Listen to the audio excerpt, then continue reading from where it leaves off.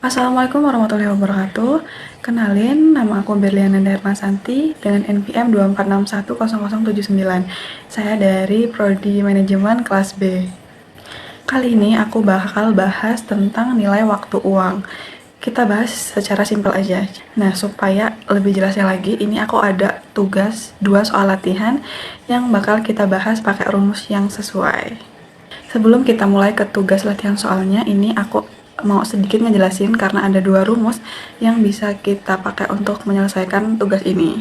Untuk rumus yang pertama itu mencari nilai masa depan atau future value, itu kita bisa pakai rumus F sama dengan P kali 1 plus I pangkat N. Sedangkan kalau mencari nilai sekarang atau present value itu bisa pakai rumus P sama dengan F per 1 plus I pangkat N. Untuk soal yang pertama, itu karena diminta untuk mengganti modal awalnya dengan NPM kita masing-masing, sedangkan NPM saya adalah 79, maka penulisan soalnya itu bisa seperti ini.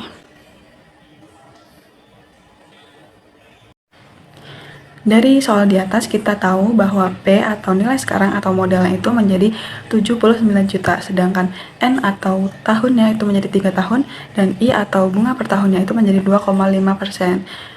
Untuk memulai perhitungannya, kita ganti dulu I atau bunga per tahunnya itu 2,5% dijadikan desimal menjadi 0,025. Karena pada latihan pertama ini kita mencari nilai masa depan, jadi kita menggunakan rumus F sama dengan P kali 1 plus I pangkat N.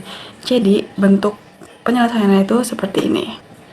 F sama dengan 79 juta dikali 1 plus 0,025 pangkat 3. Karena di sini ada angka yang dalam kurung, jadi kita selesaikan terlebih dahulu.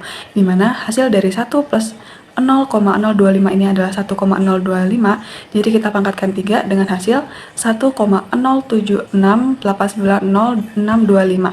Sehingga hasil ini tadi kita kalikan menjadi 7 dikalikan dengan 79 juta.